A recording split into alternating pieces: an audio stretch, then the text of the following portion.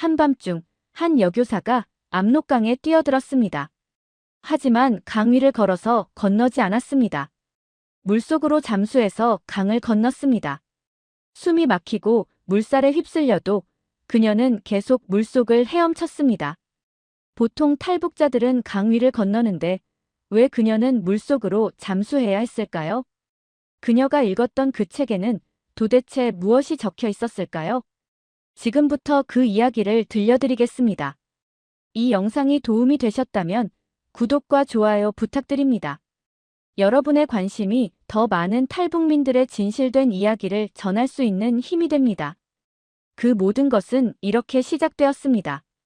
저는 평안남도 평성시에서 태어났습니다. 평성이라고 하면 북한에서 과학기술 도시로 유명한 곳입니다. 평양 다음으로 발전한 도시라고들 하죠. 제가 어렸을 때 아버지는 과학원에서 일하셨습니다. 물리학자셨어요. 어머니는 병원에서 간호사로 일하셨고요. 어릴 적 추억 중에 가장 좋았던 건 아버지와 함께 도서관에 가던 일입니다. 평성에는 큰 도서관이 있었거든요. 토요일 오후면 아버지가 제 손을 잡고 도서관으로 가셨습니다. 혜진아, 책을 많이 읽어야 한다. 책 속에 세상이 다 들어있단다. 아버지는 늘 그렇게 말씀하셨습니다. 우리 집 앞에는 큰 은행나무가 있었습니다. 가을이면 노란 은행잎이 온 동네를 덮었죠. 저는 그 나무 아래 앉아서 책을 읽곤 했습니다. 우리 어머니도 그러셨어요. 저 아이는 밥보다 책을 더 좋아하네. 정말 그랬습니다. 밥 먹는 시간조차 아까워서 책을 읽었으니까요. 중학교 때부터 꿈이 있었습니다. 교사가 되는 거였습니다. 특히 국어 선생님이 되고 싶었어요. 학생들에게 아름다운 우리말을 가르치고 좋은 글을 읽어주고 싶었습니다. 아버지도 찬성하셨습니다. 좋은 꿈이구나. 교사는 학생들의 인생을 바꿀 수 있는 직업이란다. 평성교원대학 조선어문학과에 입학했습니다. 거기서 4년 동안 열심히 공부했습니다. 문학, 문법, 작문, 교육학. 모든 과목을 좋아했습니다. 특히 고전 문학 시간이 좋았어요. 우리 조선시대 시인들의 작품을 배우는 시간이었죠. 졸업하고 평성 제1중학교에 배치받았습니다. 22살 때였습니다. 처음 교단에 섰을 때의 떨림을 아직도 기억합니다. 교실에 들어가니 30명의 학생들이 저를 바라봤습니다. 긴장되고 떨렸지만 동시에 행복했습니다. 드디어 제 꿈을 이룬 거니까요. 제 첫 수업은 우리의 아름다운 말이라는 제목이었습니다. 칠판에 글자를 하나하나 정성스럽게 썼습니다. 여러분, 우리 조선말은 세상에서 가장 아름다운 말입니다. 이 아름다운 말을 여러분과 함께 배우게 되어 선생님은 정말 기쁩니다. 학생들이 맑은 눈으로 저를 바라봤습니다. 15년이 흘렀습니다. 그 15년 동안 저는 성실한 교사로 살았습니다. 아침 7시에 출근해서 저녁 6시에 퇴근했습니다. 수업 준비를 열심히 했고 학생들의 숙제를 꼼꼼히 봐줬습니다. 방과 후에는 공부 못하는 학생들을 따로 지도했어요. 우리 반 학생 중에 철수라는 아이가 있었습니다. 집안이 가난해서 공부에 집중하기 힘들었어요. 저는 철수를 불러서 따로 가르쳤습니다. 선생님, 저는 머리가 나빠서 공부를 못해요. 철수가 풀이 죽어서 말했습니다. 저는 철수의 손을 잡으며 말했습니다. 아니야, 철수야. 너는 충분히 잘할 수 있어. 선생님이 도와줄게. 한 학기가 지나자 철수의 성적이 올랐습니다. 반에서 꼴찌였는데 중간쯤으로 올라왔어요. 철수 어머니가 학교로 찾아오셨습니다. 선생님, 고맙습니다. 우리 철수가 요즘 학교 가는 게 재미있대요. 그 말을 듣는데 눈물이 날 뻔했습니다. 이게 바로 교사의 보람이구나 싶었습니다. 학교에서 제 별명은 책벌레 선생님이었습니다. 쉬는 시간에도 책을 읽었거든요. 학생들이 물었습니다. 선생님, 왜 그렇게 책을 많이 읽어요? 저는 웃으며 대답했습니다. 선생님은 책 읽는 게 제일 좋거든. 여러분도 책 많이 읽어야 해. 책 속에는 세상이 다 들어있단다. 아버지가 하셨던 그 말씀을 그대로 했습니다. 당에서도 저를 인정해줬습니다. 모범 교사로 몇 번이나 표창을 받았어요. 어느 해에는 김일성 사회주의 청년동맹 모범 교원이라는 상도 받았습니다. 상장을 받을 때 뿌듯했습니다. 제가 잘하고 있구나, 인정받고 있구나 싶었죠. 하지만 조금씩 변화가 보이기 시작했습니다. 2000년대 들어서면서 배급이 줄었습니다. 선생님들 월급도 제때 안 나왔. 한 달에 3,000원씩 받기로 되어 있었는데 2달씩 밀리곤 했습니다. 3,000원이면 원래도 적은 돈인데 그마저도 제때 못 받으니 생활이 힘들었습니다. 학생들도 어려워졌습니다. 도시락을 못 사오는 아이들이 늘었어요. 점심시간이 되면 교실 한쪽에서 배를 움켜쥐고 있는 아이들이 있었습니다. 제 마음이 아팠습니다. 하지만 제가 할 수 있는 게 없었어요. 저도 넉넉하지 않았거든요. 그래도 저는 책만은 계속 읽었습니다. 평성 도서관에 가서 책을 빌려 읽었어요. 물론 북한에서 허용된 책들 뿐이었습니다. 김일성, 김정일의 저작물, 혁명소설, 당에서 인정한 고전 문학. 그런 책들만 있었죠. 가끔 생각이 들었습니다. 세상에는 더 많은 책이 있지 않을까? 우리가 읽지 못하는 책들도 있지 않을까? 하지만 그런 생각은 위험했습니다. 북한에서는 의심만 해도 문제가 되거든요. 그래서 그냥 묻어뒀습니다. 제 인생은 평온했습니다. 아침에 일어나서 학교에 가고 학생들을 가르치고 저녁에 집에 와서 책을 읽고 잠드는 일상이었습니다. 결혼은 하지 않았습니다. 제게 맞는 사람을 못 만났어요. 그냥 혼자 사는 게 편했습니다. 부모님은 제가 30살 때 모두 돌아가셨습니다. 아버지는 암으로, 어머니는 심장병으로요. 북한에서는 제대로 된 치료를 받을 수 없었습니다. 약도 없고 의료 장비도 부족했으니까요. 부모님을 보내드리고 나서 정말 많이 울었습니다. 오빠는 평양에서 살고 있었습니다. 1년에 한두 번 만났어요. 오빠네는 자식이 셋이었는데 평양에서 사니까 저희보다는 형편이 나았습니다. 오빠는 늘 걱정했습니다. 혜진아, 너도 시집 좀 가라. 혼자 늙으면 어쩌려고. 저는 웃으며 대답했습니다. 오빠, 괜찮아요. 저는 학생들이 있잖아요.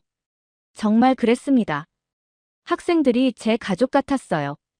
매년 새로운 학생들을 만나고 1년 동안 함께 공부하고 졸업시키고 그 과정이 저는 좋았습니다. 학생들이 자라는 모습을 보는 게 행복했어요. 어느 해 졸업식 때였습니다. 제자 하나가 편지를 줬습니다. 선생님, 감사합니다. 선생님 덕분에 저는 공부의 재미를 알았어요. 저도 나중에 선생님 같은 교사가 되고 싶어요. 그 편지를 읽는데 눈물이 났습니다. 이게 바로 교사의 보람이구나.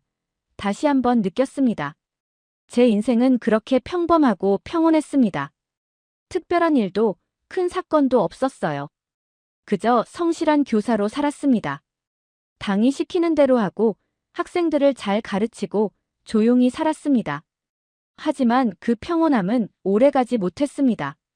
제 인생을 완전히 바꿔놓을 일이 곧 일어날 줄은 몰랐습니다. 그것도 제가 가장 사랑하는 책 때문에 말이죠. 2015년 가을, 제 나이 36살 때였습니다. 학교에서 공지가 하나 붙었습니다. 당 간부 자제 개인지도 교원 모집. 당 간부집에서 개인 과외를 해줄 선생님을 찾는다는 내용이었습니다. 월급과는 별도로 사례비를 준다고 했습니다. 쌀이나 돈으로요. 저는 신청했습니다. 생활이 좀 나아질 것 같았거든요. 그리고 선발됐습니다. 그렇게 저는 당 간부의 집으로 가게 됐습니다. 그 집에서 제가 무엇을 보게 될지, 그것이 제 인생을 어떻게 바꿀지, 그때는 전혀 몰랐습니다. 당 간부의 집은 평성에서도 좋은 동네에 있었습니다. 처음 그 집에 갔을 때 놀랐습니다. 집이 컸어요. 방이 5개나 됐습니다. 거실에는 큰 TV가 있었고 소파도 있었습니다. 북한에서 이런 집은 정말 드뭅니다. 보통 사람들은 방 2개짜리 집에 사는데 이 집은 달랐어요. 간부 동무가 저를 맞이했습니다. 김혜진 선생님이시죠? 어서 오십시오.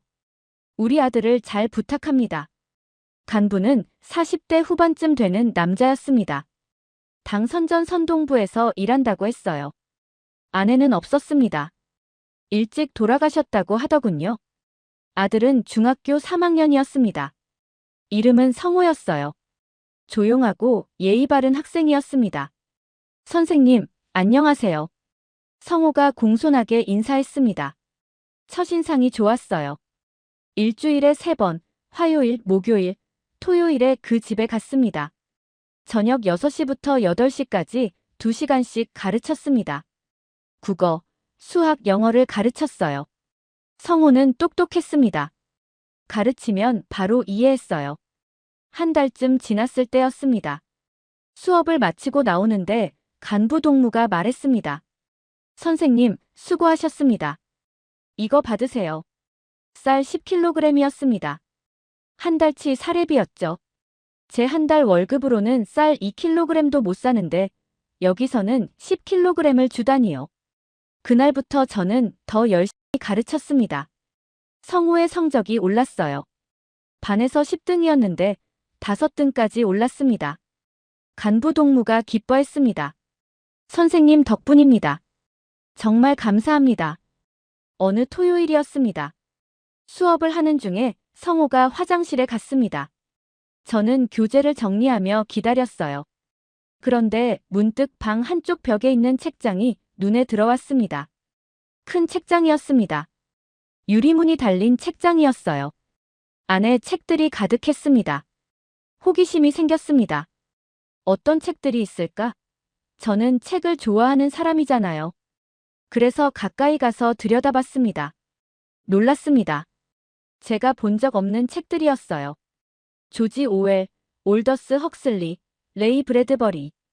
외국 사람 이름 같았습니다. 그리고 제목들도 생소했어요. 1984, 멋진 신세계, 화씨 451도. 북한에서는 외국 책을 읽을 수 없습니다. 특히 자본주의 나라 책은 절대 금지예요. 발각되면 정치범 수용소에 갑니다. 하지만 당 간부들은 다른가 봅니다. 이렇게 외국 책을 가지고 있다니요. 한 권을 꺼내보고 싶었습니다. 하지만 위험했어요. 들키면 큰일 나니까요. 하지만 호기심을 참을 수가 없었습니다. 책을 평생 사랑해온 제가 이 금지된 책들을 그냥 지나칠 수 없었습니다. 성호가 화장실에서 나오는 소리가 들렸습니다. 저는 얼른 자리로 돌아갔습니다. 수업을 계속했습니다. 하지만 머릿속에는 온통 그 책장 생각뿐이었습니다. 다음 주 화요일, 다시 그 집에 갔습니다. 수업을 시작하기 전에 성호에게 물었습니다. 성호야, 저기 책장에 있는 책들은 뭐니? 성호가 책장을 보더니 말했습니다. 아, 저건 아버지 책들이에요. 외국 책이래요. 저는 못 읽어요. 왜 못 읽니? 아버지가 당 간부만 읽을 수 있는 책이라고 했어요. 일반 사람들은 읽으면 안 된대요. 그 말이 제 가슴에 꽂혔습니다. 당 간부만 읽을 수 있는 책이요? 왜요? 무엇이 그렇게 위험하길래 일반 사람들은 읽으면 안 되는 걸까요? 오히려 더 궁금해졌습니다. 몇 주가 지났습니다. 저는 계속 그 책장을 쳐다봤어요. 수업하면서도 쉬는 시간에도 책장이 눈에 들어왔습니다. 특히 1984라는 책이 자꾸 눈에 밟혔습니다. 도대체 무슨 내용일까? 어느 날 기회가 왔습니다. 간부 동무가 출장을 간다고 했어요. 일주일 동안 평양에 간다는 겁니다. 성호 혼자 집에 있게 된다고 했습니다. 선생님, 그래도 과외는 계속 와주세요. 성호 혼자 두면 공부 안 하거든요. 그 주 목요일, 평소처럼 과외를 갔습니다. 수업을 하는데 성호가 졸았어요. 선생님, 죄송해요. 어제 잠을 못 자서 피곤해 보였습니다. 수업 중간에 성호가 말했습니다. 선생님, 잠깐만 눈 좀 붙여도 될까요? 10분만요. 그래, 그럼 10분 쉬자. 성호는 책상에 엎드려 잠들었습니다. 저는 조용히 앉아 있었어요. 그런데 자꾸 책장이 눈에 들어왔습니다. 지금이 기회였습니다.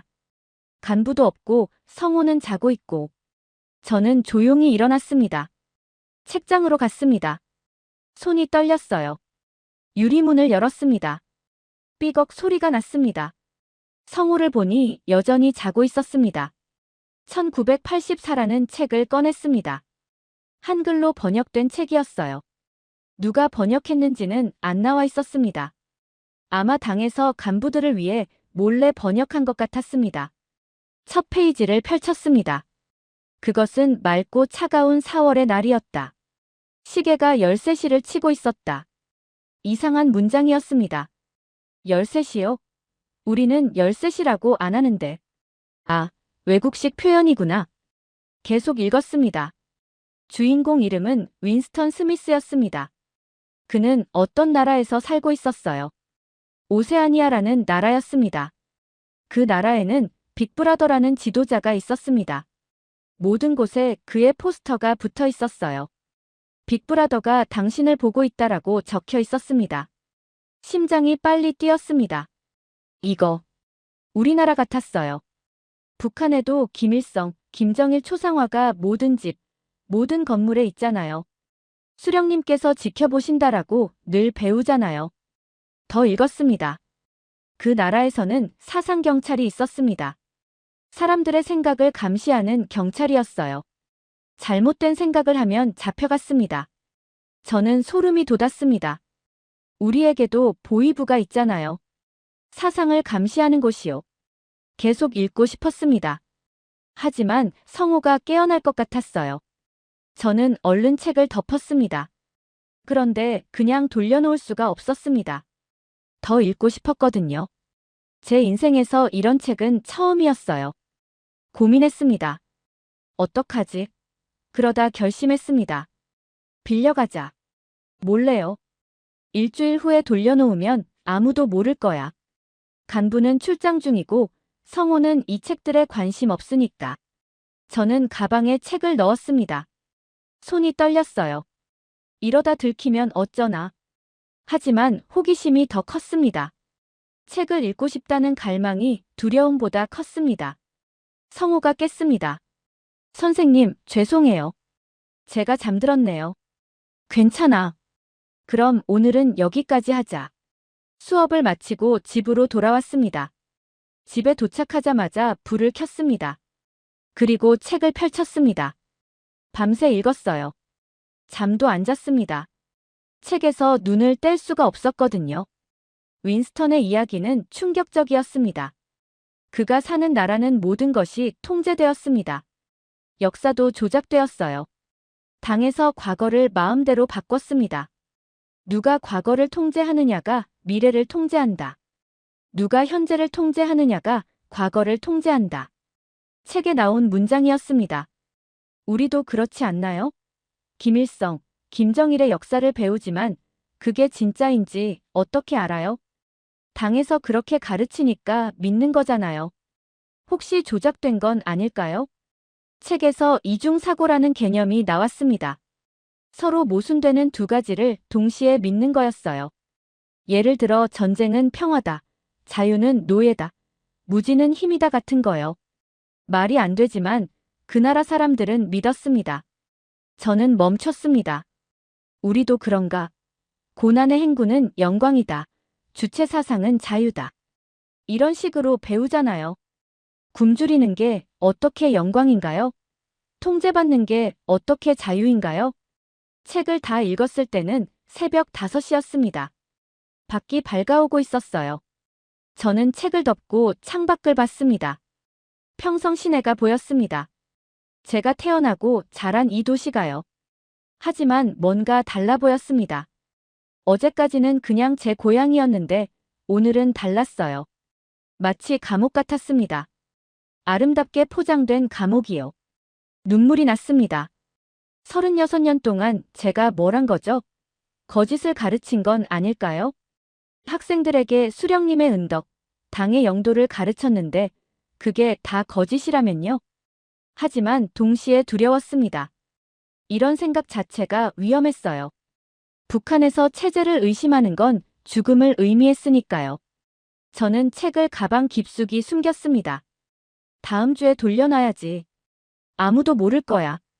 그냥 원래대로 살자. 본 적 없는 것처럼, 읽지 않은 것처럼. 하지만 불가능했습니다. 한 번 눈을 뜬 사람은 다시 감을 수 없었어요. 진실을 본 사람은 거짓 속에서 살 수 없었습니다. 저는 그날부터 달라졌습니다. 학교에 가서 수업을 하는데 교과서가 다르게 보였어요. 위대하신 수령님, 경애하는 장군님. 이런 표현들이 이제는 빅브라더처럼 느껴졌습니다. 일주일 후 책을 돌려놓으러 갔습니다. 간부는 아직 출장 중이었어요. 성우와 수업을 하고 조용히 책을 책장에 돌려놨습니다. 아무 일 없었던 것처럼요. 하지만 제 안에서는 모든 게 달라져 있었습니다. 의심이 시작됐어요. 그리고 북한에서 의심은 곧 위험이었습니다. 책을 돌려놓고 나서 한 달이 지났습니다. 하지만 마음은 평화롭지 않았습니다. 학교에서 수업을 하는데 자꾸 그 책 내용이 떠올랐어요. 교과서에 위대하신 수령님께서는 일하고 나오면 빅브라더가 생각났습니다. 당의 유일한 영도 체계를 가르치면 당이 과거를 통제한다는 문장이 떠올랐습니다. 학생들은 눈을 반짝이며 제 말을 들었습니다. 순수한 눈빛이었어요. 저도 저 나이 때는 그랬습니다. 의심 없이 믿었죠. 하지만 지금은 달랐습니다. 제가 거짓을 가르치고 있는 건 아닐까? 이 아이들을 속이고 있는 건 아닐까? 밤에 잠을 이룰 수가 없었습니다. 천장만 바라보며 생각했어요. 다른 책들도 읽어보고 싶었습니다. 그 책장에 있던 다른 책들 말이죠. 멋진 신세계, 화씨 451도. 도대체 무슨 내용일까? 왜 당 간부들만 읽을 수 있을까? 2달이 지났습니다. 참을 수가 없었어요. 저는 다시 결심했습니다. 한 권 더 빌려보자. 조심하면 괜찮을 거야. 지난번에도 아무 일 없었잖아. 목요일 과외 시간이었습니다. 수업을 하다가 성호에게 말했습니다. 성호야, 선생님이 목이 말라서 그러는데 부엌에 가서 물 좀 가져다 줄래? 네, 선생님. 성호가 부엌으로 갔습니다. 재빨리 책장으로 갔습니다. 멋진 신세계라는 책을 꺼냈어요. 가방에 넣었습니다. 심장이 쿵쾅거렸습니다. 성호가 물을 들고 돌아왔습니다. 선생님, 여기요. 고맙구나. 그날 밤, 또 밤을 새웠습니다. 멋진 신세계를 읽었어요. 이 책도 충격적이었습니다. 사람들이 행복하다고 믿지만 사실은 통제받는 세상이었어요. 마약으로 불만을 잊고 쾌락으로 생각을 멈추는 사회였습니다. 제 머릿속에서 뭔가 연결되었습니다. 북한도 비슷하지 않나요? 사람들은 세상에서 가장 행복한 나라라고 배우지만 실제로는 굶주리고 있잖아요. 집단체조, 대집회로 불만을 잊게 하고 사상교육으로 생각을 통제하고 일주일 후 책을 돌려놨습니다. 하지만 또 참을 수가 없었어요. 다음 주에 화씨 451도를 빌렸습니다. 이 책은 책을 불태우는 사회 이야기였어요. 사람들이 책을 읽지 못하게 하는 거였습니다. 왜요? 책을 읽으면 생각하게 되니까요. 생각하면 질문하게 되니까요. 북한도 그렇잖아요. 외국 책을 읽으면 처벌받습니다. TV도 북한 방송만 봐야 해요. 라디오도 북한 주파수만 들어야 하고요. 왜 그럴까요? 다른 세상을 알면 안 되니까요. 비교하면 안 되니까요. 3달 동안 저는 5권의 책을 몰래 빌려 읽었습니다. 그 책들은 제 세계관을 완전히 바꿔놨어요. 36년 동안 믿었던 모든 것이 흔들렸습니다. 하지만 두려웠습니다. 이런 생각을 누구에게도 말할 수 없었어요. 친구들한테도, 동료 선생님들한테도요. 말하면 신고당합니다. 북한에서는 가족끼리도 서로 감시하거든요. 잘못된 말을 하면 바로 보위부에 신고해야 해요. 저는 혼자였습니다. 진실을 아는 사람은 저뿐이었어요. 이 외로움이 견디기 힘들었습니다. 우리 어머니 아버지가 살아계셨다면 상이라도 할 수 있었을 텐데. 하지만 돌아가셨죠. 학교 생활이 점점 힘들어졌습니다. 교과서를 가르치는 게 고통스러웠어요. 수령님의 은덕으로 우리는 행복합니다라는 문장을 읽으면 속이 뒤틀렸습니다. 행복하다고요? 학생들은 점심도 못 먹는데요. 어느 날 수업 시간이었습니다. 교과서에 자본주의 사회는 지옥입니다. 노동자들이 착취당하고 빈부격차가 심합니다라고 나와 있었어요. 저는 읽다가 멈췄습니다. 정말 그럴까요? 외국 책에서 본 세상은 달랐는데요. 물론 문제도 있었지만 적어도 굶어 죽지는 않았어요. 자유롭게 말할 수 있었고 여행도 할 수 있었습니다. 학생 하나가 손을 들었습니다. 선생님, 자본주의가 정말 그렇게 나쁜가요? 저는 잠시 망설였습니다. 뭐라고 대답해야 할까요? 교과서대로 그렇다라고 해야 할까요? 아니면 제가 알게 된 진실을 말해야 할까요? 그래, 교과서에 그렇게 나와 있구나. 저는 애매하게 대답했습니다. 학생은 고개를 끄덕였어요. 하지만 제 마음은 무거웠습니다. 또 거짓을 가르쳤구나. 수업이 끝나고 교무실로 돌아왔습니다. 다른 선생님들이 점심을 먹고 있었어요. 한 선생님이 말했습니다.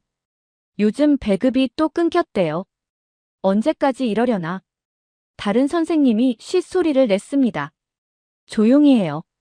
누가 들으면 어떡해요? 모두 알고 있었어요. 체제가 문제라는 걸요. 하지만 아무도 말하지 못했습니다. 무서웠으니까요. 저도 마찬가지였습니다. 그러던 어느 날 실수를 했습니다. 토요일 과외 시간이었습니다. 성호와 문학 수업을 하고 있었어요. 조선시대 시를 배우는 시간이었죠. 윤선도의 어부사시사를 읽었습니다. 강우의 봄이 드니. 저는 설명했습니다.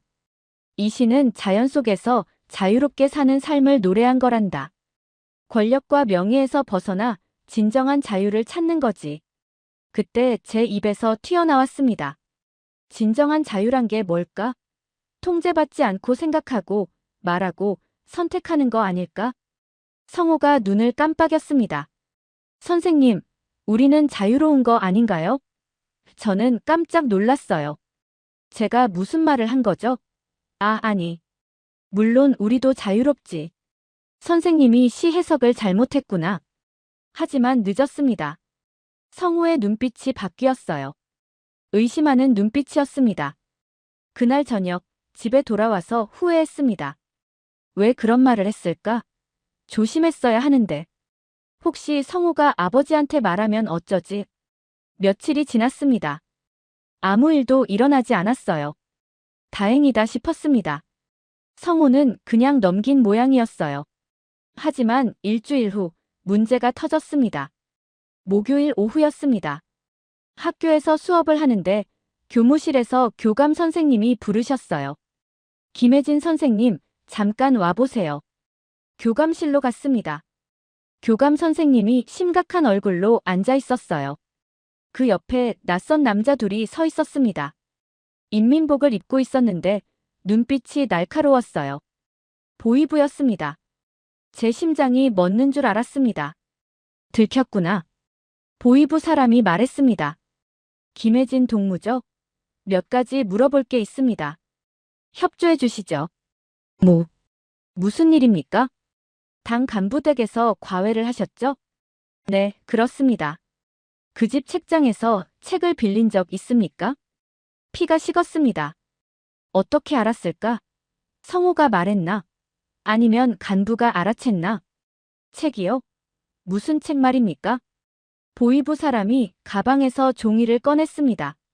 그리고 읽었습니다. 1984, 멋진 신세계, 화씨 451도. 이런 책들 말입니다.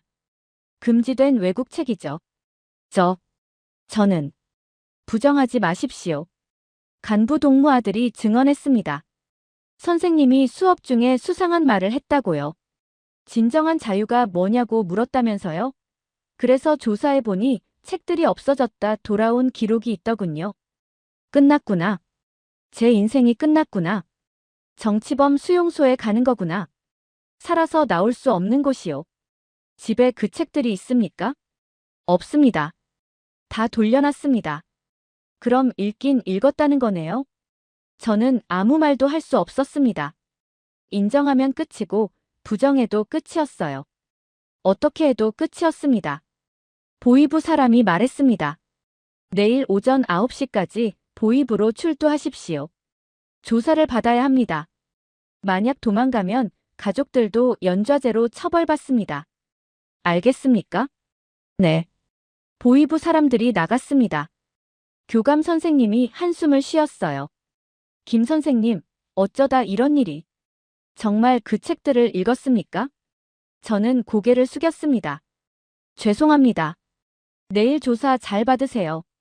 솔직하게 말하고 자아 비판 철저히 하면 혹시 모르니까. 하지만 알았습니다. 용서받을 수 없다는 걸요. 금지된 책을 읽었다는 것, 그것도 여러 권을요. 그건 사상 범죄였습니다. 북한에서 가장 무거운 죄였어요. 학교를 나왔습니다. 해가 지고 있었어요. 붉은 노을이 하늘을 물들이고 있었습니다. 아름다웠습니다. 하지만 제 마음은 어두웠어요. 집으로 걸어가면서 생각했습니다. 어떡하지? 내일 보이부에 가면 어떻게 될까? 고문당할까? 수용소로 갈까? 거기서 얼마나 버틸 수 있을까? 그때 문득 생각이 들었습니다. 도망가면 어떨까? 미친 생각이었습니다. 북한에서 도망간다는 건 탈북을 의미했어요. 국경을 넘어야 했습니다. 잡히면 총살이었죠. 하지만 보이부에 가도 죽는 건 마찬가지였습니다. 그렇다면 차라리 도망가는 게 낫지 않을까? 적어도 살 가능성이라도 있잖아요. 집에 도착했습니다. 문을 열고 들어가니 텅 비어 있었어요. 혼자 사니까요. 조용했습니다. 너무 조용했어요. 저는 앉아서 생각했습니다. 정말 도망갈까? 아니면 내일 보이부에 갈까? 한밤중까지 고민했습니다. 그리고 결심했습니다. 도망가자. 살고 싶다. 자유롭게 살고 싶다. 그 책들에서 본 세상으로 가고 싶다. 하지만 시간이 없었습니다. 내일 아침이면 보이부 사람들이 올 겁니다. 오늘 밤에 떠나야 했어요. 지금 당장요. 저는 일어났습니다. 가방을 챙겼습니다. 옷 몇 벌, 돈, 신분증. 그게 전부였습니다. 사진도 가져갈까 했지만 무거우니까 포기했어요. 마지막으로 방을 둘러봤습니다. 36년을 산 이곳이요. 추억이 가득한 이곳을요. 하지만 이제 떠나야 했습니다. 영원히요. 문을 열고 나갔습니다. 밤 공기가 차가웠어요. 별이 빛나고 있었습니다. 저 별빛 아래 어딘가에 자유가 있겠죠. 저는 그곳을 향해 걷기 시작했습니다. 밤거리를 걸으며 계획을 세웠습니다. 먼저 어디로 가야 할까요? 중국 국경으로 가야 합니다. 평성에서 국경까지는 멀었어요. 기차를 타야 했습니다. 하지만 기차역에는 검문이 있습니다. 여행 증명서가 없으면 탈 수 없어요. 다행히 저는 여행 증명서가 있었습니다. 한 달 전에 평양에 있는 오빠를 만나러 갈 때 받아놨거든요. 아직 유효기간이 남아 있었습니다. 이걸로 기차를 탈 수 있을 거예요. 역으로 향했습니다. 한밤중이었지만 역에는 사람들이 있었어요. 북한 기차는 시간이 불규칙합니다. 언제 올지 몰라서 사람들이 밤새 기다리곤 해요. 매표소에 갔습니다. 신의주까지 한 장 주세요. 신의주는 중국 국경 도시입니다. 거기서 압록강만 건너면 중국이에요. 직원이 여행 증명서를 확인했습니다. 목적이 뭡니까? 친척 방문입니다. 신의주에 친척이 있습니까? 네, 고모가 계십니다. 거짓말이었습니다. 고모는 없었어요. 하지만 직원은 더 묻지 않았습니다. 표를 주더군요. 기차는 새벽 4시에 출발한다고 했습니다. 대합실에서 기다렸습니다. 시계를 봤어요. 자정이 넘었습니다. 4시간을 기다려야 했죠. 긴 시간이었습니다. 혹시 보이부 사람들이 벌써 집에 왔을까? 제가 없는 걸 알았을까? 역으로 찾아올까? 불안했습니다. 대합실에 앉아 있는데 경비원이 지나갔어요. 심장이 쿵쾅거렸습니다. 혹시 저를 찾는 건 아닐까? 하지만 경비원은 그냥 지나갔습니다. 옆에 할머니 한 분이 앉아 계셨습니다. 딸아, 어디 가니? 할머니가 물었습니다. 신의주 갑니다. 이 밤중에 무슨 일이라도 있니? 친척이 아프셔서요. 급히 가봐야 합니다. 그래, 조심해서 가거라. 요즘 단속이 심하다던데. 단속이요? 가슴이 철렁했습니다. 무슨 단속 말씀이세요? 탈북자 단속 말이야. 요즘 국경에서 사람들이 많이 넘어간대. 그래서 검문이 심해졌다던데. 망했습니다. 검문이 심하다니요. 혹시 제가 잡힐 수도 있겠네요. 하지만 돌아갈 수는 없었습니다. 돌아가면 보위부가 기다리고 있으니까요. 괜찮을 겁니다. 저는 그냥 친척 보러 가는 거니까요. 그래, 잘 다녀오너라. 할머니를 보니 우리 어머니가 생각났습니다.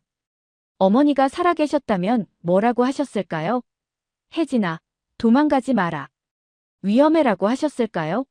아니면 가거라. 내 인생을 살아라라고 하셨을까요? 시간이 느리게 갔습니다. 1시, 2시, 3시. 드디어 4시가 가까워졌습니다. 안내방송이 나왔습니다. 신의주행 열차가 곧 출발합니다. 플랫폼으로 갔습니다. 기차가 서 있었어요. 낡은 기차였습니다. 객차에 올랐습니다. 자리를 찾아 앉았습니다. 창밖을 봤어요. 평성역이었습니다. 제가 수없이 왔던 역이요. 어릴 적 생각이 났습니다. 아버지와 함께 이 역에서 평양 가는 기차를 탔었죠. 혜진아, 평양은 정말 아름답단다. 언젠가 너도 평양에서 공부하게 될 거야. 아버지 말씀이 맞았어요. 저는 평양에서 공부했고 선생님이 됐습니다. 하지만 이제 모든 게 끝입니다. 선생님도 평성도 북한도 모두 끝이에요. 기차가 출발했습니다. 덜컹거리며 움직이기 시작했어요. 창밖으로 평성 시내가 지나갔습니다. 제가 가르쳤던 학교가 보였습니다. 저기 3층 건물이 우리 학교예요. 학생들은 자고 있겠죠. 내일 아침이면 제가 없다는 걸 알게 될 겁니다. 미안했습니다. 학생들에게 작별 인사도 못했어요.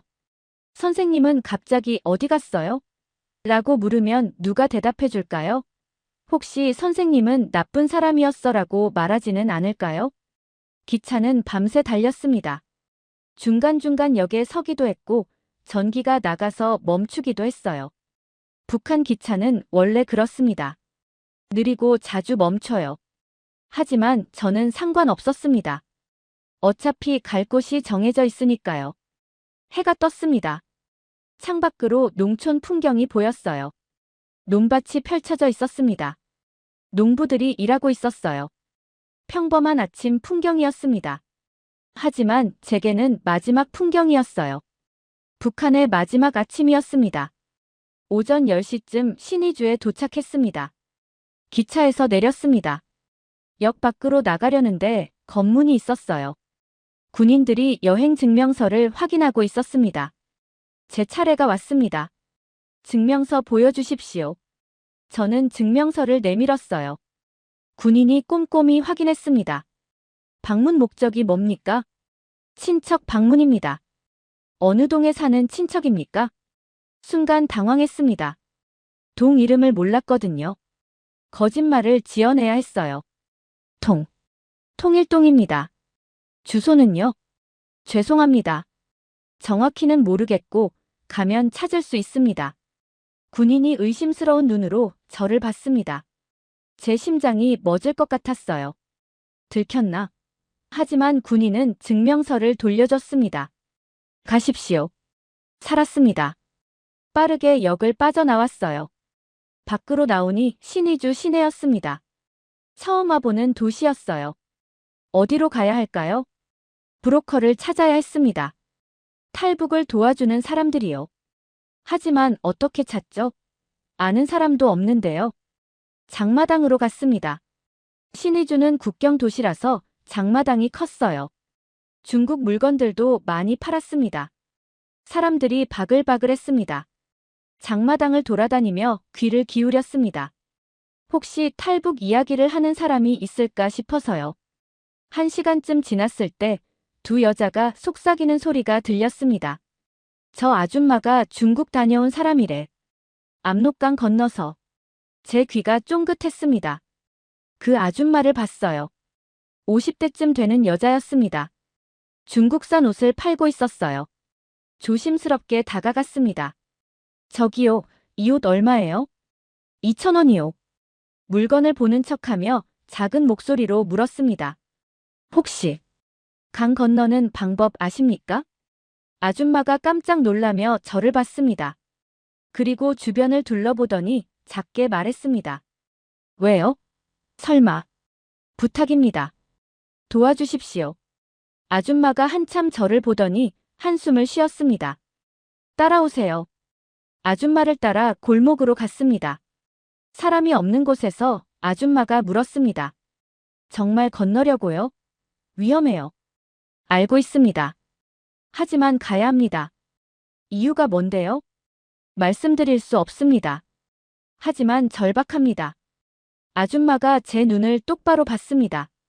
그리고 고개를 끄덕였어요. 알았어요.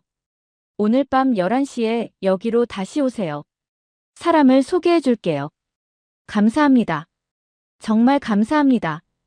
돈은 있어요? 조금 있습니다. 중국 가려면 돈이 필요해요. 브로커한테 줘야 하거든요. 얼마나 필요한가요? 최소 100만 원은 있어야 해요. 100만 원이요? 저는 30만 원밖에 없었습니다. 부족한데요. 그럼 중국 가서 빚을 갚아야 해요. 일하면서요. 알겠습니다. 뭐든지 하겠습니다. 낮 시간을 어떻게 보냈는지 기억도 안 납니다. 장마당을 돌아다니며 시간을 죽였어요. 밥도 못 먹었습니다. 입맛이 없었거든요. 해가 졌습니다. 어두워졌어요. 거리에 불이 켜졌습니다. 신의주는 국경 도시라서 평성보다 전기 사정이 나았어요. 가로등이 있었습니다. 시계를 봤습니다. 10시였어요. 1시간 후면 만나야 합니다. 가슴이 두근거렸습니다. 정말 오늘 밤 강을 건너는 건가요? 성공할 수 있을까요? 11시가 가까워졌습니다. 약속 장소로 갔습니다. 아줌마가 기다리고 있었어요. 옆에 남자 한 명이 있었습니다. 마른 체구의 40대 남자였어요. 이 사람이 브로커예요. 믿을 수 있는 사람이니까 안심하세요. 브로커가 저를 쳐다봤습니다. 혼자요? 네. 돈은 30만 원 있습니다. 부족한데요. 나머지는 중국에서 갚겠다는 거죠?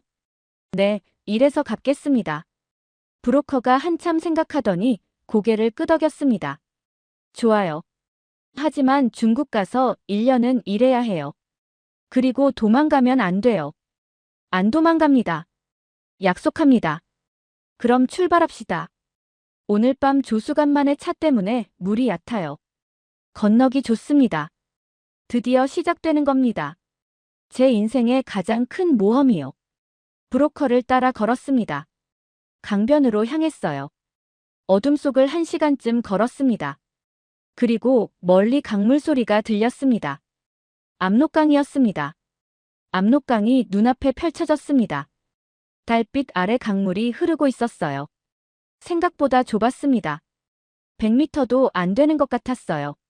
저 건너편이 중국이었습니다. 자유가 있는 곳이요. 브로커가 작은 목소리로 말했습니다. 저기 보이죠? 저 불빛이 중국 단동시예요. 우리는 저쪽으로 가는 겁니다. 강 건너편에 불빛들이 반짝이고 있었습니다. 북한보다 훨씬 밝았어요. 가로등도 많고 건물에도 불이 켜져 있었습니다.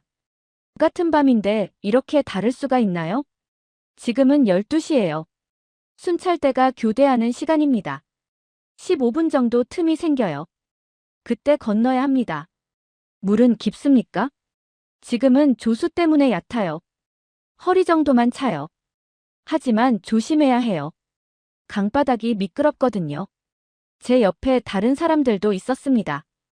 5명쯤 됐어요. 다들 탈북자들이었습니다. 한 아주머니는 아이를 업고 있었어요. 10살쯤 되는 아이였습니다. 브로커가 시계를 봤습니다. 곧입니다. 준비하세요. 모두 긴장했어요. 누군가 기도하는 소리가 들렸습니다. 지금이에요. 가세요. 브로커가 먼저 강으로 들어갔습니다. 우리도 따라 들어갔어요. 물이 차갑게 발을 감쌌습니다. 11월 밤이었거든요. 물이 얼음장 같았습니다. 조심스럽게 걸었습니다. 강바닥이 정말 미끄러웠어요. 돌멩이들이 있었고 이끼가 끼어 있었습니다. 한 발 한 발 조심해서 내디뎠습니다. 물이 무릎까지 차올랐습니다. 그리고 허리까지요. 추웠습니다. 이를 딱딱 떨면서 걸었어요. 하지만 멈출 수 없었습니다. 계속 걸어야 했어요. 절반쯤 왔을 때였습니다. 갑자기 불빛이 보였습니다. 서치라이트였어요. 북한 쪽 강변에서 빛이 비춰졌습니다. 엎드려요. 브로커가 외쳤습니다. 모두 물속에 엎드렸습니다. 저도 재빨리 물에 몸을 낮췄어요. 차가운 물이 온몸을 감쌌습니다. 추위에 온몸이 떨렸지만 참아야 했습니다. 서치라이트가 강 위를 훑었습니다. 좌우로 움직이며 뭔가 찾고 있었어요. 우리를 찾는 거였습니다. 제 심장이 터질 것 같았어요. 불빛이 제 바로 옆을 지나갔습니다. 숨을 참았어요. 움직이면 안 됐습니다. 조금만 움직여도 물결이 일어나서 들키거든요. 그때였습니다. 아이를 업은 아주머니가 기침을 했어요. 물을 마신 모양이었습니다. 작은 기침 소리였지만 조용한 밤에는 크게 들렸습니다. 서치라이트가 우리 쪽으로 돌아왔습니다. 그리고 멈췄어요. 불빛이 우리를 비췄습니다. 거기 누구냐? 북한 경비병의 목소리가 들렸습니다. 끝났습니다. 들켰어요. 뛰어요. 빨리. 브로커가 소리쳤습니다. 모두 일어나서 뛰었습니다. 물을 헤치며 중국 쪽으로 달렸어요. 뒤에서 총소리가 들렸습니다.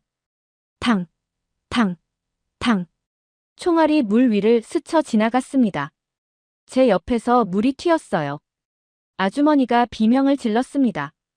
아이는 울고 있었어요. 저는 정신없이 뛰었습니다.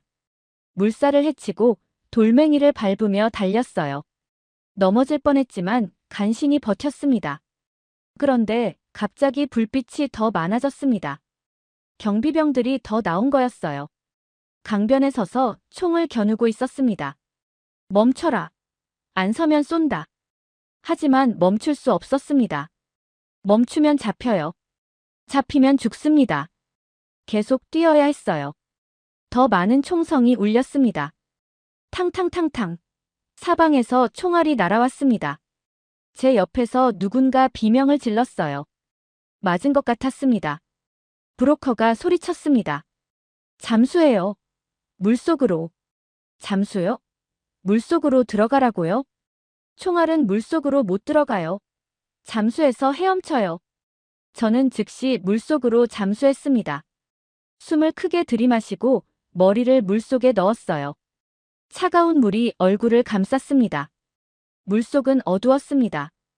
아무것도 보이지 않았어요. 하지만 계속 헤엄쳐야 했습니다. 팔을 젓고 다리를 차며 앞으로 나아갔습니다. 폐가 터질 것 같았습니다. 숨이 고팠어요. 하지만 참아야 했습니다. 물 위로 올라가면 총에 맞으니까요. 계속 헤엄쳤습니다. 어디로 가는지도 몰랐어요. 그냥 앞으로만 갔습니다. 중국 쪽이 있을 거라 믿으며요. 더 이상 참을 수 없었습니다. 숨을 쉬어야 했어요. 조심스럽게 머리를 물 위로 올렸습니다. 공기를 들이마셨습니다. 살았다는 느낌이 들었어요. 뒤를 봤습니다.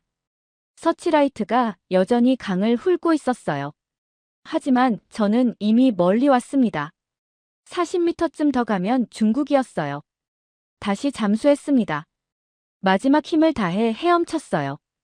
팔이 아팠고 다리가 저렸지만 포기할 수 없었습니다. 드디어 강바닥이 올라오기 시작했습니다. 얕아지고 있었어요. 중국에 가까워진 겁니다. 조금만 더, 조금만 더.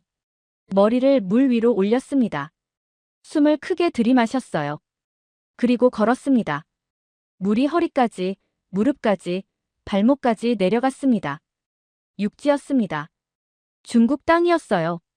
강변에 쓰러졌습니다. 온몸이 젖어 있었고 추위에 떨렸습니다. 하지만 살아있었어요. 살아서 중국에 왔습니다. 브로커가 달려왔습니다. 괜찮아요? 다쳤어요? 괜찮습니다. 빨리 일어나요. 여기도 위험해요. 중국 공안이 순찰 돕니다.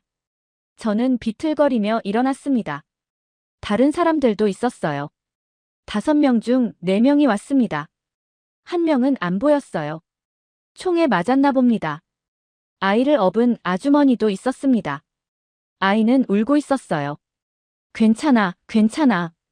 이제 안전해. 아주머니가 아이를 달래고 있었습니다. 브로커가 재촉했습니다. 빨리 가요. 차가 기다리고 있어요. 우리는 강변을 따라 걸었습니다. 옷에서 물이 뚝뚝 떨어졌어요. 추워서 이가 딱딱 부딪혔습니다. 10분쯤 걸었을 때 차 한 대가 보였습니다. 타요, 빨리. 우리는 차에 올랐습니다. 낡은 밴이었어요. 뒷좌석에 앉았습니다. 차가 출발했습니다. 창밖을 봤습니다. 압록강이 보였어요. 저 건너편이 북한이었습니다. 제가 36년을 살았던 곳이요. 하지만 이제 돌아갈 수 없는 곳입니다. 눈물이 났습니다. 살았다는 안도감, 고향을 떠난다는 슬픔, 미래에 대한 두려움. 모든 감정이 뒤섞여 눈물로 쏟아졌습니다. 옆에 앉은 아주머니가 제 손을 잡아줬습니다. 고생하셨어요. 이제 괜찮아요. 그 따뜻한 손길에 더 울었습니다. 차는 어둠 속을 달렸습니다. 어디로 가는지 몰랐어요. 하지만 북한에서 멀어지고 있다는 건 알았습니다. 자유를 향해 가고 있다는 것도요. 1시간쯤 달렸을 때 차가 멈췄습니다. 작은 마을이었어요. 브로커가 말했습니다. 여기서 옷 갈아입으세요. 그리고 잠깐 쉬었다가 다른 차로 갈아타야 해요. 한 집으로 들어갔습니다. 조선족 집이었어요. 할머니 한 분이 맞아주셨습니다. 어서 오세요. 많이 힘드셨죠? 옷 벗고 이거 입으세요. 마른 옷을 주셨습니다. 옷을 갈아입었습니다. 따뜻했어요. 할머니가 뜨거운 차도 주셨습니다. 마시세요. 몸 녹이세요. 차를 마시니 몸이 조금 풀렸습니다. 할머니가 말씀하셨습니다. 나도 옛날에 북에서 왔어요. 일제시대 때 만주로 왔지. 그때도 힘들었는데 지금도 힘드네요. 우리 민족이 왜 이렇게 고생해야 하나? 그 말씀에 울컥했습니다. 정말 그래요. 왜 우리는 이렇게 살아야 할까요? 같은 민족인데 왜 갈라져야 할까요? 왜 강을 건너야 자유가 있을까요? 1시간쯤 쉬었습니다. 그리고 다른 차로 갈아탔어요. 이번에는 트럭이었습니다. 짐칸에 숨어야 했어요.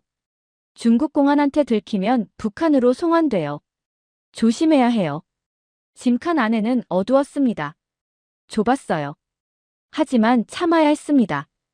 트럭이 출발했습니다. 몇 시간을 달렸는지 모르겠습니다. 계속 덜컹거리며 움직였어요. 토할 것 같았지만 참았습니다. 해가 뜬 것 같았습니다. 짐칸 틈새로 빛이 들어왔어요. 아침이었습니다. 제 인생의 첫 번째 아침, 자유인으로서의 첫 번째 아침이었습니다. 트럭이 멈췄습니다. 문이 열렸어요. 브로커가 말했습니다. 내리세요. 여기가 안전가옥이에요. 밖으로 나왔습니다. 어느 시골 마을이었어요.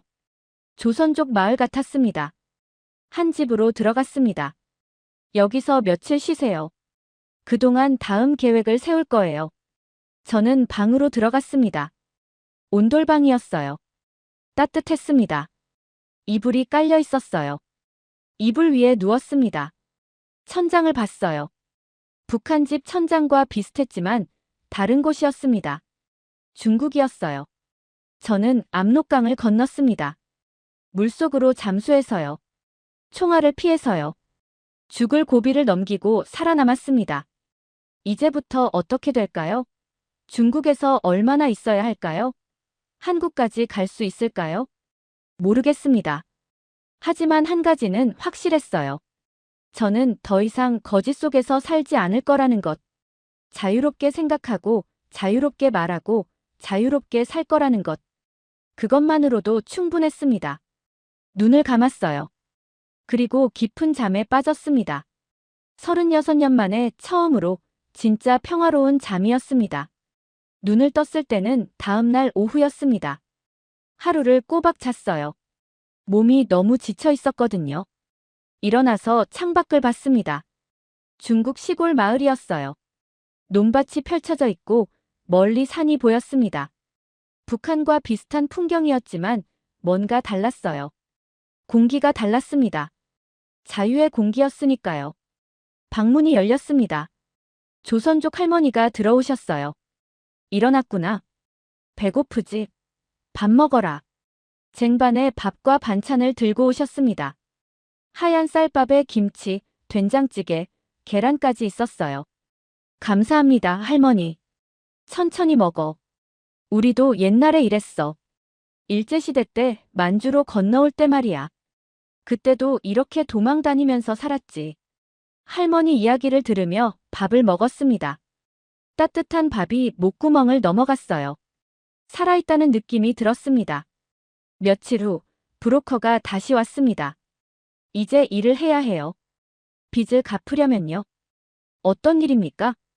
조선족 식당에서 일하는 거예요. 설거지하고 청소하고요. 한 달에 2,000위안 받을 수 있어요. 2,000위안이요. 북한 돈으로 치면 200만 원쯤 되는 돈이었습니다. 북한에서 1년 월급보다 많았어요. 좋습니다. 하겠습니다. 하지만 조심해야 해요. 신분증이 없잖아요. 중국 공안한테 걸리면 북한으로 송환돼요. 그 말에 긴장했습니다. 어떻게 조심하죠? 공안 보이면 숨어요. 그리고 절대 신분증 검사받지 마세요. 외출도 가급적 하지 말고요. 불안했습니다. 하지만 어쩔 수 없었어요. 살려면 일해야 했으니까요. 다음 날 식당으로 갔습니다. 지린성의 작은 도시였어요. 고향 식당이라는 조선족 식당이었습니다. 주인 아저씨가 조선족이었어요. 북에서 왔다고 들었어요. 힘들었겠네요. 주인 아저씨가 따뜻하게 말했습니다. 여기서 편하게 일하세요. 공안 오면 제가 숨겨줄게요. 감사합니다. 우리는 다 같은 민족이잖아요.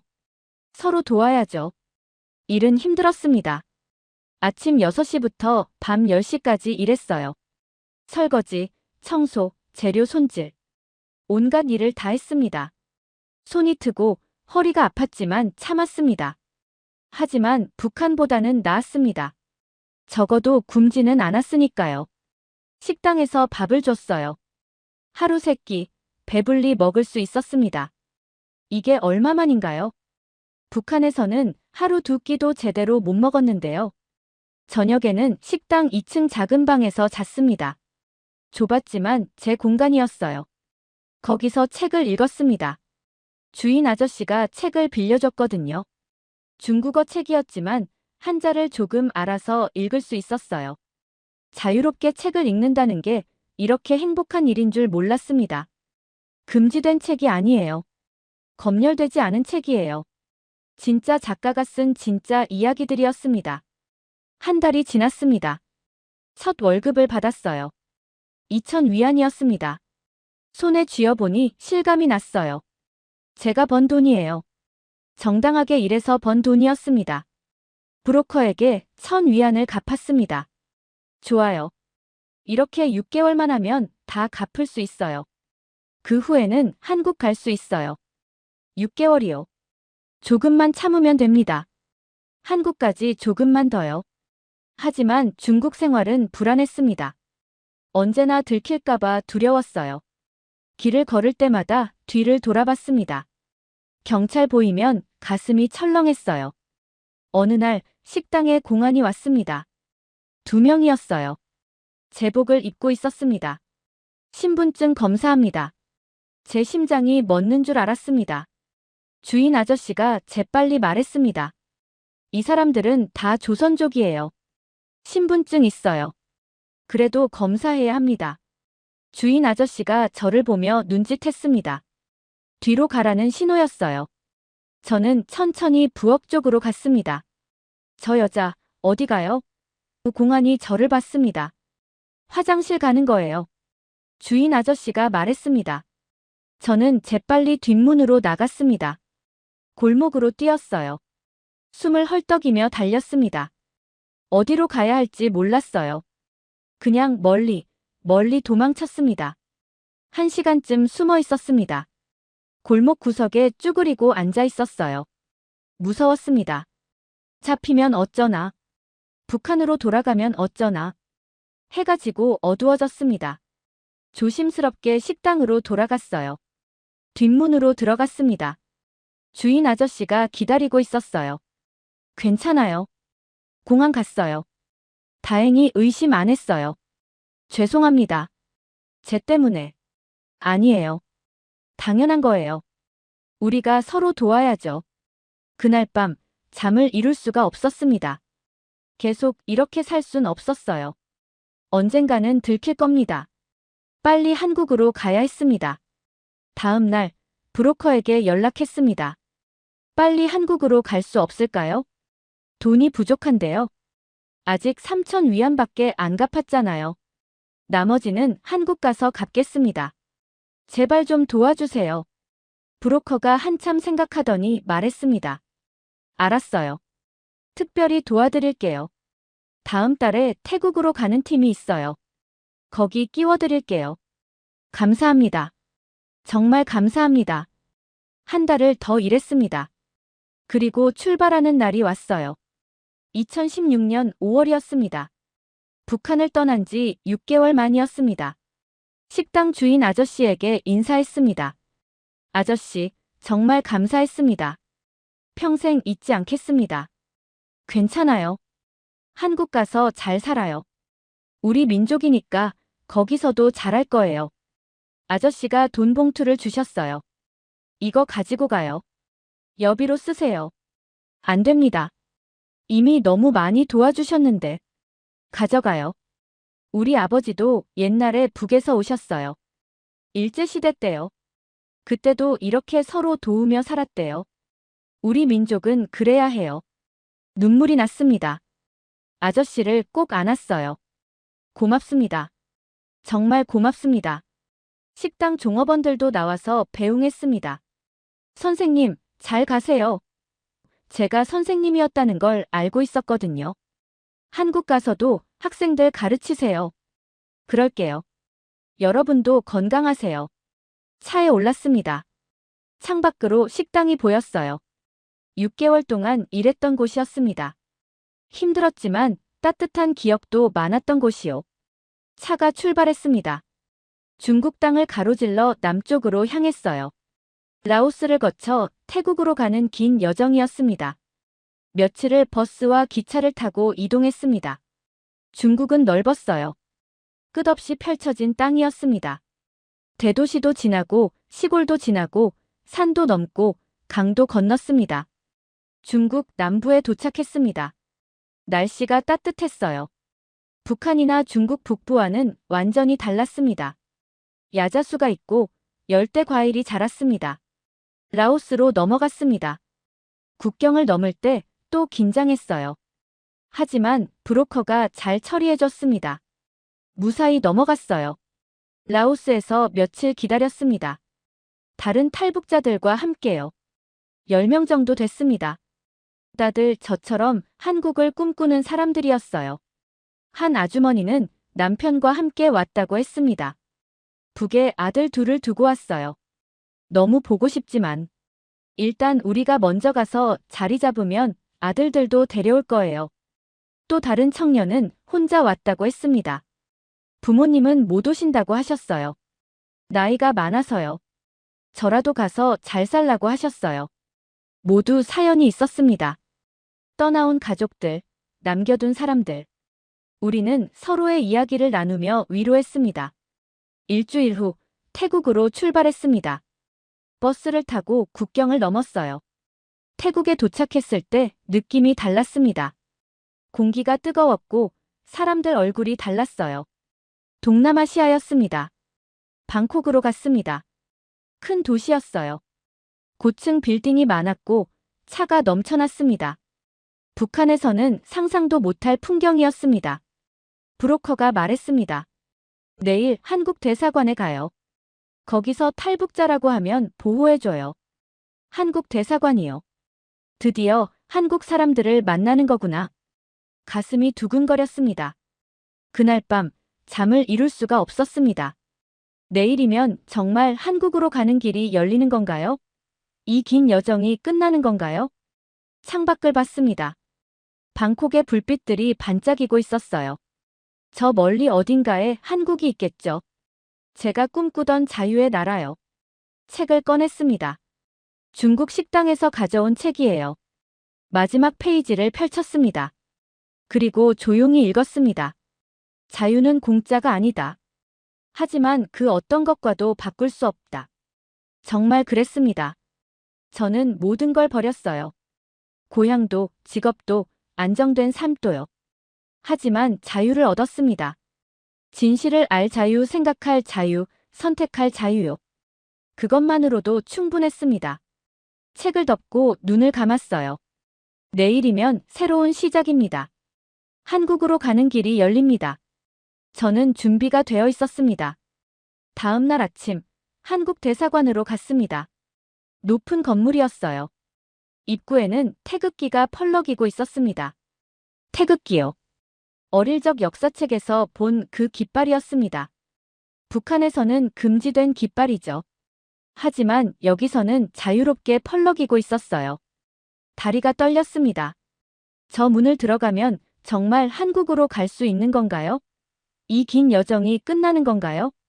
문을 열고 들어갔습니다. 로비는 깨끗했어요. 한국 사람들이 일하고 있었습니다. 한국말을 쓰고 있었어요.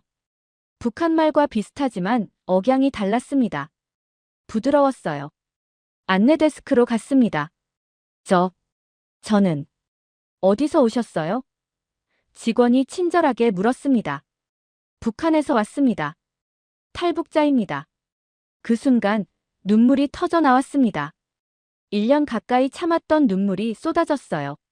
압록강을 건너고 중국에서 숨어 살고 여기까지 오는 동안 참았던 모든 것들이 한꺼번에 터져 나왔습니다. 직원이 놀라서 휴지를 건네줬어요. 괜찮아요. 이제 안전해요. 여기는 대한민국 영토예요. 걱정하지 마세요. 안전하다는 말, 1년 만에 듣는 말이었습니다. 더 울었어요. 서 있을 수가 없어서 의자에 앉았습니다. 조금 진정하고 나서 조사를 받았습니다. 이름, 나이, 출신지, 어떻게 왔는지 모든 것을 솔직하게 말했습니다. 평성에서 교사로 일했던 것, 금지된 책을 읽은 것, 보위부에 걸린 것, 압록강을 잠수해서 건넌 것. 담당 직원이 놀라워했습니다. 잠수해서 건넜다고요? 정말 위험했겠네요. 네, 총알을 피하려고요. 물 위로 가면 맞으니까요. 정말 대단하세요. 용기가 있으시네요. 용기라고요? 저는 그냥 살고 싶었을 뿐이에요. 자유롭게 살고 싶었을 뿐이었습니다. 조사가 끝나고 직원이 말했습니다. 이제 곧 한국으로 가실 수 있어요. 비행기표를 준비할 테니 며칠만 기다리세요. 며칠이요? 정말 며칠만 기다리면 한국에 간다고요? 대사관에서 마련해준 숙소에서 지냈습니다. 깨끗한 방이었어요. 침대도 있고 샤워실도 있었습니다. 1년 만에 제대로 된 곳에서 잤습니다. TV를 켰습니다. 한국 방송이 나왔어요. 뉴스를 보는데 신기했습니다. 자유롭게 말하더군요. 정부를 비판하기도 하고 여러 의견을 소개하기도 했어요. 북한에서는 상상도 못할 일이었습니다. 한 프로그램에서 교육에 대한 이야기가 나왔습니다. 한국 학생들이 공부를 열심히 한다는 내용이었어요. 학생들 인터뷰가 나왔습니다. 장래 희망이 뭐예요? 저는 의사가 되고 싶어요. 왜요? 사람들을 도와주고 싶어서요. 그 학생을 보는데 제 학생들이 생각났습니다. 평성 제1중학교 학생들요. 지금쯤 새 학기가 시작했겠죠. 새 선생님이 왔을 거예요. 학생들은 저를 기억할까요? 김혜진 선생님은 어디 갔어요? 라고 물을까요? 가슴이 아팠습니다. 작별 인사도 못했어요. 선생님은 여러분을 정말 사랑했어요. 평생 잊지 못할 거예요 라고 말하고 싶었는데 나흘 후 비행기표를 받았습니다. 내일 오전 인천행 비행기 타세요. 다른 탈북자분들과 함께 가실 거예요. 마지막 밤이었습니다. 방콕에서의 마지막 밤이요. 창밖을 봤습니다. 도시의 불빛들이 반짝이고 있었어요. 1년 전 오늘 저는 평성에서 교사로 살고 있었습니다. 평범한 삶이었죠. 하지만 한 권의 책이 모든 걸 바꿨어요. 조지 오웰의 1984가요. 그 책을 읽지 않았다면 어땠을까요? 아직도 평성에서 교사로 살고 있었을까요? 거짓을 가르치면서 진실을 모르는 채로요? 아니요. 저는 후회하지 않습니다. 진실을 아는 게 더 중요했어요. 비록 모든 걸 잃었지만 자유를 얻었으니까요. 다음 날 아침 공항으로 갔습니다. 대사관 직원이 배웅해줬어요. 한국 가서 잘 지내세요. 힘든 일 있으면 하나원에서 도와줄 거예요. 하나원이요? 탈북자들이 한국 생활 적응하는 곳이에요. 석 달 동안 교육받으면서 한국 사회에 대해 배워요. 감사합니다. 정말 감사합니다. 공항에 들어갔습니다. 방콕 공항은 엄청 컸어요. 사람들이 바글바글했습니다. 세계 각국에서 온 사람들이었죠. 탑승구로 갔습니다. 다른 탈북자들이 기다리고 있었어요. 중국에서 함께 왔던 사람들도 있었습니다. 서로 반갑게 인사했어요. 드디어 가네요. 네, 드디어요. 비행기에 올랐습니다. 처음 타는 비행기였어요. 좌석에 앉았습니다. 창가 자리였습니다. 창밖으로 활주로가 보였어요. 비행기가 움직이기 시작했습니다. 점점 빨라지더니 하늘로 떠올랐어요. 방콕이 작아졌습니다. 구름 위로 올라갔습니다. 옆자리에 앉은 아주머니가 말했습니다. 처음 타보죠? 네, 처음이에요. 저도 그래요. 우리 같은 사람들은 평생 비행기 탈 일이 없잖아요. 그런데 이렇게 타게 되네요. 한국 가면 뭐 하고 싶으세요? 평범하게 살고 싶어요. 아침에 일어나서 일하고 저녁에 집에 와서 밥 먹고 그냥 그렇게요. 선생님은요? 저도요. 그리고 다시 학생들을 가르치고 싶어요. 자유롭게요. 선생님이셨어요? 네, 중학교 국어 교사였어요. 15년 동안요. 그럼 한국 가서도 선생님 하실 수 있겠네요. 할 수 있을까요? 북한에서 온 사람도요? 당연하죠. 한국은 자유로운 나라잖아요. 능력 있으면 뭐든 할 수 있대요. 정말 그럴까요?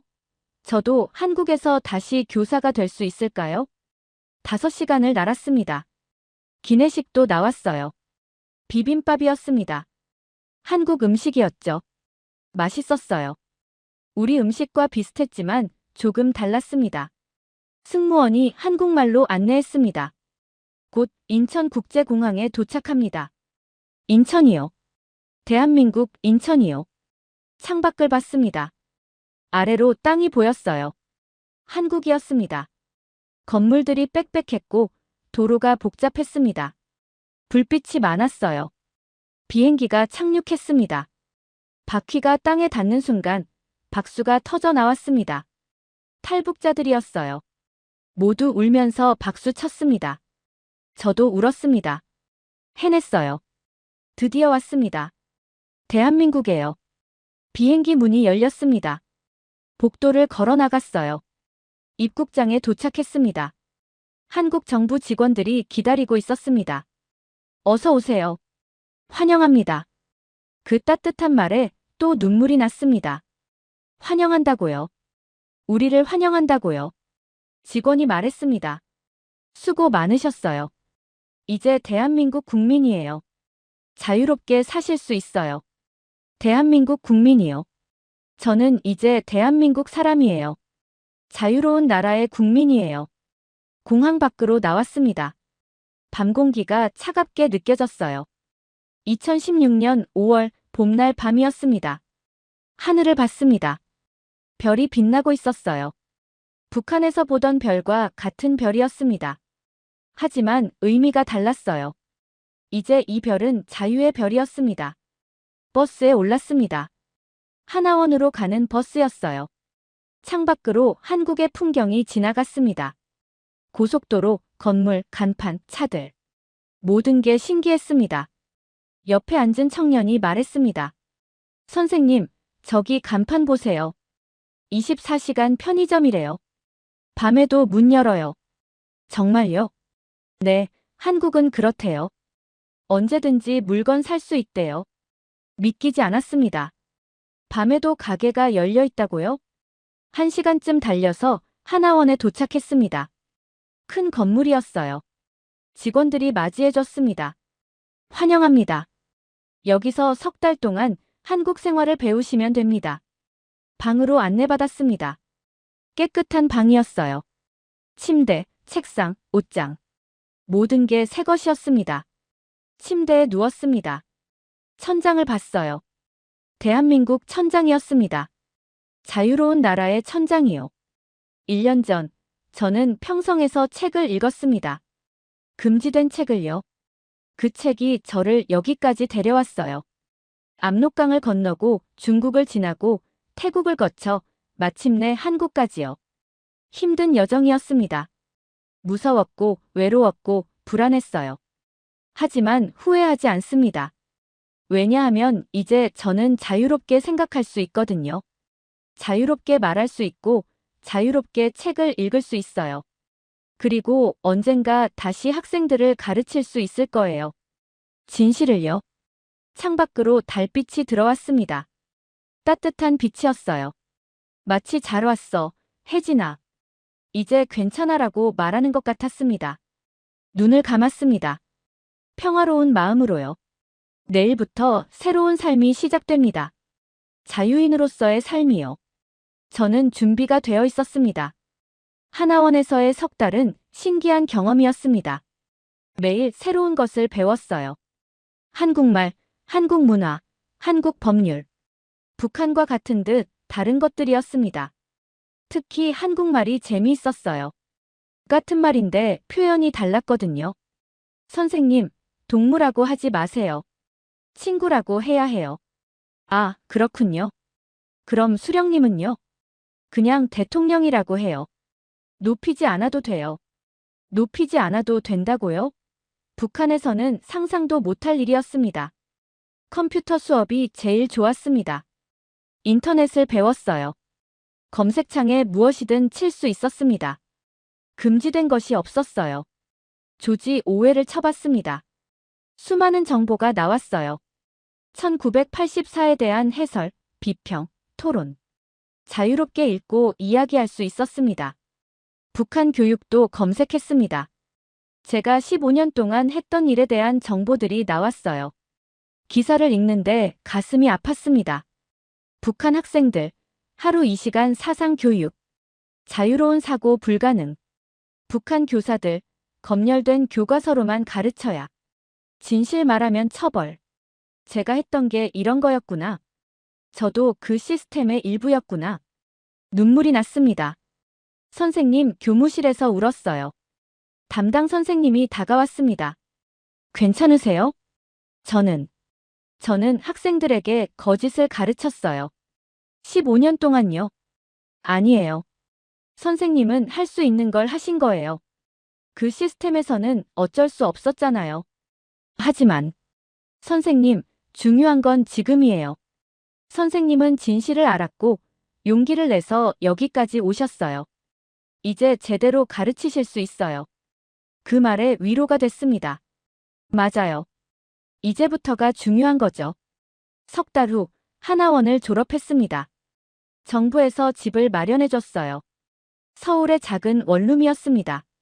좁았지만 제 공간이었어요. 처음 집에 들어갔을 때 놀란 건 서점이었습니다. 집 근처에 큰 서점이 있었거든요. 들어가 보니 책이 넘쳐났어요. 수만 권의 책들이 있었습니다. 자유롭게 둘러봤습니다. 정치, 역사, 철학, 문학. 모든 주제의 책이 있었어요. 금지된 것이 없었습니다. 조지 오웰의 1984도 당당히 진열되어 있었어요. 한 권을 샀습니다. 제 돈으로 책을 사는 거였어요. 집에 와서 책을 펼쳤습니다. 자유롭게요. 누구 눈치도 보지 않고요. 그날 밤 울었습니다. 행복해서요. 이렇게 자유롭게 책을 읽을 수 있다는 게 너무 감사해서요. 취업을 준비했습니다. 다시 교사가 되고 싶었어요. 하지만 쉽지 않았습니다. 북한 교원 자격증은 한국에서 인정되지 않았거든요. 교육대 학원에 진학했습니다.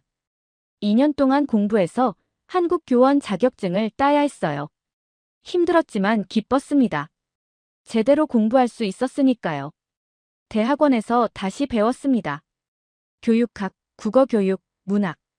북한에서 배운 것과는 완전히 달랐어요. 비판적 사고, 창의성, 자유로운 토론. 이런 게 교육이구나 싶었습니다. 논문을 썼습니다. 제목은 북한 국어 교육의 문제점과 개선 방향이었어요. 제 경험을 바탕으로 썼습니다. 15년 동안의 경험이요. 지도 교수님이 말씀하셨습니다. 좋은 논문이에요. 선생님의 경험이 많은 사람들에게 도움이 될 거예요. 2년 후 교원 자격증을 받았습니다. 드디어 다시 교사가 될 수 있었어요. 한 중학교에 지원했습니다. 면접을 봤어요. 교장 선생님이 물었습니다. 북한에서 오셨다고요? 네, 그렇습니다. 힘들었겠네요. 왜 교사가 되고 싶으신가요? 학생들을 가르치고 싶습니다. 자유롭게 생각하는 법을요. 진실을 찾는 법을요. 제가 북한에서 못했던 것들을요. 교장 선생님이 웃으셨습니다. 좋습니다. 우리 학교에 오세요. 합격했습니다. 다시 교사가 됐어요. 2018년 3월 한국에 온 지 2년 만이었습니다. 첫 출근하는 날 떨렸습니다. 교실로 들어갔어요. 30명의 학생들이 저를 바라봤습니다. 평성에서 봤던 그 눈빛이었어요. 맑고 순수한 눈빛이요. 자기소개를 했습니다. 안녕하세요. 여러분의 국어 선생님이 될 김혜진입니다. 선생님은 북한에서 왔어요. 학생들이 놀랐어요. 진짜요? 북한이요? 네, 진짜예요. 선생님은 북한에서 15년 동안 교사로 일했어요. 그런데 여기 와서 알았어요. 제가 거짓을 가르치고 있었다는 걸요. 학생들이 조용해졌습니다. 그래서 선생님은 여러분에게 진실을 가르치고 싶어요. 자유롭게 생각하는 법, 스스로 질문하는 법, 비판적으로 읽는 법을요. 선생님과 함께 배워볼까요? 학생 하나가 손을 들었습니다. 선생님, 북한은 어떤 곳이에요? 좋은 질문이에요. 북한은 같은 민족이 사는 곳이에요. 우리와 똑같은 사람들이 살고 있어요. 하지만 자유가 없어요. 생각할 자유, 말할 자유, 책 읽을 자유가 없어요. 그래서 선생님은 여기 왔어요. 힘들었어요? 네, 힘들었어요. 하지만 후회하지 않아요. 왜냐하면 이제 여러분을 만났으니까요. 학생들이 웃었습니다.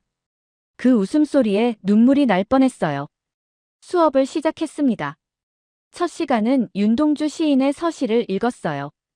죽는 날까지 하늘을 우러러 한 점 부끄럼이 없기를. 시를 읽고 나서 물었습니다. 여러분, 이 시에서 부끄럼이 무엇일까요? 학생들이 대답했습니다. 거짓말이요. 나쁜 짓이요. 양심에 어긋나는 일이요. 맞아요. 윤동주 시인은 일제시대를 살았어요. 그때도 자유가 없었죠. 하지만 시인은 부끄럽지 않게 살려고 노력했어요. 여러분도 그렇게 살 수 있어요. 자유롭게, 떳떳하게요. 수업이 끝나고 한 학생이 다가왔습니다. 선생님, 재미있었어요. 다음 시간도 기대돼요. 그 말에 행복했습니다. 이거예요. 이게 교사의 보람이에요. 지금 저는 한국에서 5년째 교사로 일하고 있습니다. 매일 학생들을 가르쳐요. 국어를요. 하지만 단순히 문법만 가르치지 않아요. 생각하는 법을 가르쳐요. 질문하는 법을요. 가끔 수업 시간에 제 이야기를 해줍니다. 북한에서의 경험을요. 금지된 책을 읽었던 일을요. 압록강을 건넌 이야기를요. 학생들은 눈을 반짝이며 듣습니다. 선생님, 무서웠어요? 다시 북한으로 가고 싶지 않으세요? 무서웠어요. 하지만 자유가 더 중요했어요. 북한으로요? 가고 싶어요. 하지만 자유로운 북한으로요. 언젠가 통일이 되면 가고 싶어요. 지난주에 한 학생이 편지를 줬습니다. 선생님 덕분에 책 읽기가 좋아졌어요. 1984도 읽어봤어요. 정말 무서운 세상이더라고요. 우리나라가 자유로운 게 얼마나 감사한지 알았어요. 그 편지를 읽는데 울었습니다. 이거예요. 제가 원했던 게요. 학생들이 스스로 생각하고 자유를 소중히 여기는 거요. 여러분, 저는 말하고 싶습니다. 북한 주민들도 우리와 같은 사람입니다. 같은 꿈을 꾸고 같은 고통을 느껴요. 그들도 자유를 원해요. 북한에는 아직도 제 옛 동료들이 있어요. 선생님들이요. 그분들도 알고 있을 거예요. 뭔가 잘못됐다는 걸요. 하지만 말할 수 없어요. 무서우니까요. 언젠가 그분들도 진실을 알게 될 거예요. 자유를 맛볼 거예요. 그날이 오길 기도합니다. 그리고 학생들에게 말하고 싶어요. 자유를 당연하게 여기지 마세요.